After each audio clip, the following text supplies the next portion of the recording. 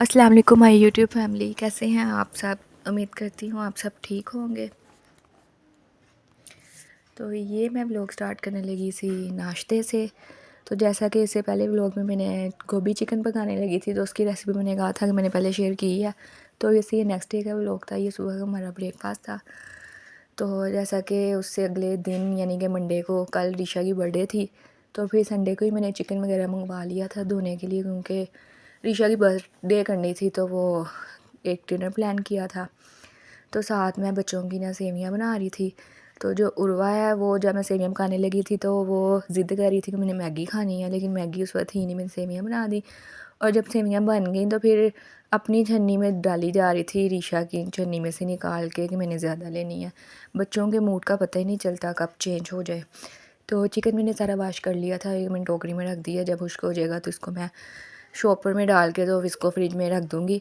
तो ये मैं पहले ही ना मंगवा लिया था, क्योंकि फिर एक दिन ही सारा काम ना ज़्यादा हो जाता है, फिर काम ज़्यादा होते हैं और टाइम कम होता है, तो इसलिए मैंने आज ही तैयारी शुरू कर दी थी सारी। तो यहाँ ये रीशा के साथ गला भी टूटने लगा था, रीशा को गिफ्ट देना था। तो फिर वही जो मैंने पहले व्लॉग में बताया था कि गला तोड़ेंगे तो इसी पैसों का रीशा को गिफ्ट देंगे। तो बस ये पैसे काउंट हो रहे थे। तो ये भी एक अलग ही खुशी होती है, सरप्राइज़ होता है हमारे लिए कि कितने पैसे निकले हैं गले में से। तो बस अब ये सारे अलग अलग हम कर रहे हैं। 100 वाले मैं इनको पकड़ा रही हूँ, उसके बाद 50 वाले करेंगे, फिर 1000 और 500 वाले कॉइन ज़्यादा, और बाकी 10-10-20 वाले ज़्यादा। तो फिर देखते हैं, लेट्स सी कितने होते हैं काउंट हो के। तो ये हमने पहली दफ़े इस तरह यानी कि गले में पैसे जमा किए हैं, तो इसमें सबका ही शेयर था। सबसे ज़्यादा रीशा के पापा ही डालते थे, रीशा भी और मैं भी और उर्वा भी बहुत कम। तो इसी तरह सबके मिला के ये हमारे पैसे थे। तो बस अब देखते हैं ये कितने होते हैं। तो अब हमने फिर यही डिसाइड किया, फिर अब फिर पैसे जमा करेंगे और फिर जब उर्वा की बर्थडे आएगी तो फिर उर्वा को गिफ्ट देंगे। तो मेरा माइंड था, एक होता है ना इंसान का माइंड, तो मेरा था कि 6 से 7,000 तक के दरमियान होंगे।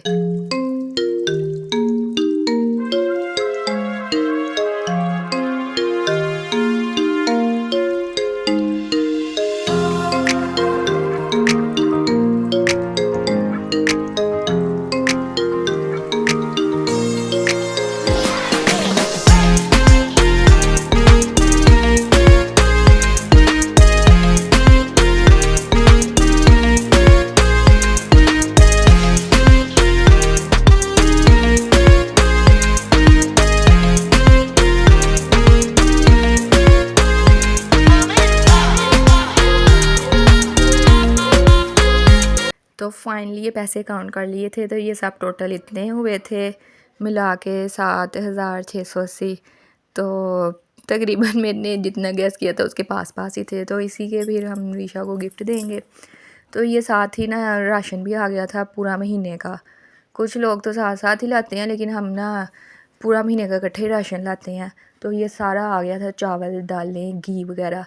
तो जो जितना भी घी वगैरह था, दालें चने, वो सारे मैं नीचे वाले किचन में रख आई थी, क्योंकि सर्दियों में ज़्यादातर कुकिंग जो होती है वो नीचे वाले किचन में ही होती है, गैस नहीं आ रही होती ऊपर। तो नीचे फिर जितनी आ रही होती है उसी पर फिर हम कुकिंग कर लेते हैं। तो इसलिए फिर मैं बाकी जो चीज़ें थी वो नीचे रख गई थी, और थोड़ी बहुत जो ऊपर ज़रूरत की चीज़ें होती हैं, स्पाइसेस, चावल और चीनी वगैरह ऊपर ले गई थी, तो वो सारा सौदा मैं डालने लगी थी। तो वो एक दिन पहले रीशा की बर्थडे से पहले ही सारा कुछ आ गया था, चिकन भी और बाकी सारे जो ज़रूरत की चीज़ें थी सारी, और केक बनाने का सामान भी जो था वो भी मैंने मंगवा लिया था। तो वो भी केक भी फिर मैंने ईशा की बर्थडे वाले दिन बनाना था।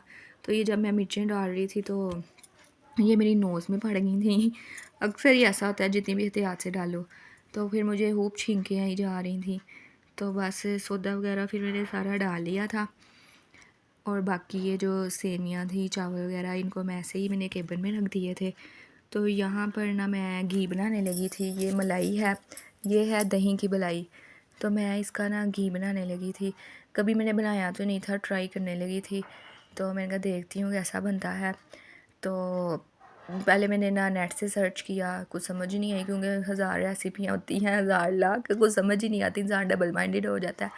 तो फिर जैसी मैंने समझ आई मैंने वैसे कर लिया। तो यहाँ पे मैंने पानी बॉयल होने के लिए रख दिया था गर्म। क्योंकि यही था कि जो गर्मियाँ होती हैं तब ठंडा पानी यूज़ करते हैं इसको ग्राइंड करने के लिए, और जो मौसम जैसा कि अब है और आगे भी सर्दियों में, तो उसमें ना वो गर्म पानी यूज़ करते हैं। तो फिर मैंने मलाई को ग्राइंडर में डाल के गर्म पानी डाल दिया था, मैं इसको ग्राइंड कर लिया था। तो बाद में मैंने इसको ना पतीली में डाल के तो पकने के लिए रख दिया था। तो यहाँ पर ना आके मुझे लग रहा था कि ये घी बनना ही नहीं है, क्योंकि मैंने ना पहले कभी बनता देखा था, मामा बनाती होती थी, लेकिन मैंने कभी इंटरेस्ट ही नहीं लिया था। तो ना कभी पहले बनता देखा था और ना मैंने कभी पहले बनाया था। तो मुझे लग रहा था बनना ही नहीं, बनना ही नहीं, ये तो ऐसे ही रहना है, ये तो बस लस्सी सी है, पक रही है। तो लेकिन जब इस पॉइंट पे आ गया ना, तो फिर मुझे यकीन हो गया कि वो सारा जो मटेरियल है ना वो नीचे बैठ रहा है और ऊपर घी आ रहा है। तो फिर मुझे यकीन हो गया कि सही बन रहा है। पहले तो मैं बार बार सोच रही थी चूल्हा बंद कर दूँ, ये अभी मैंने चूल्हा जलाया, कुछ बन तो रहा नहीं है। तो लेकिन तब फिर मैंने नई फ्लेम बंद किया, मैंने कहा चलो कुछ तो होएगा ना पक पक के। तो वो फिर बन रहा था घी इसका, तो फाइनली घी बन गया था। इसको मैंने एक निकाल लिया था छोटे से टिफ़िन में, तो एक छन्नी तकरीबन निकल आया था, तो इसकी खुशबू भी बहुत प्यारी आ रही थी।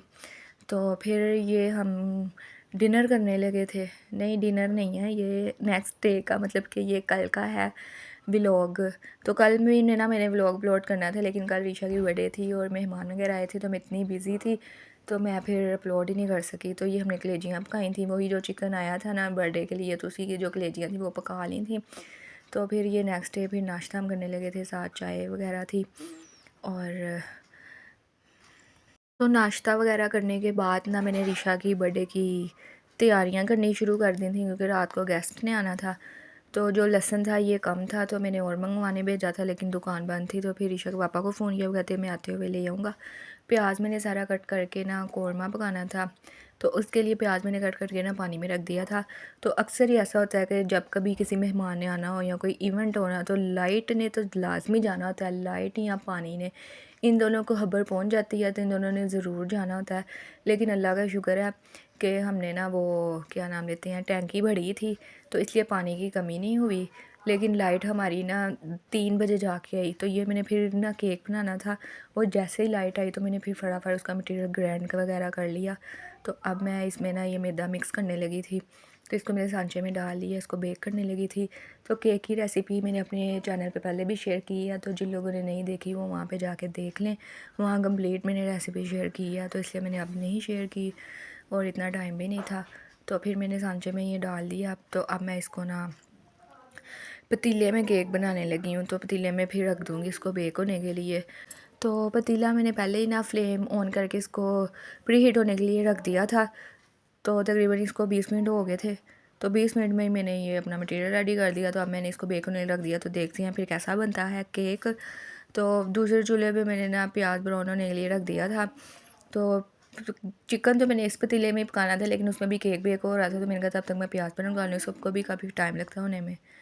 तो फिर प्याज में मैंने ना ऑयल डाल के तो इसको ब्राउन होने के लिए साथ रख दिया था।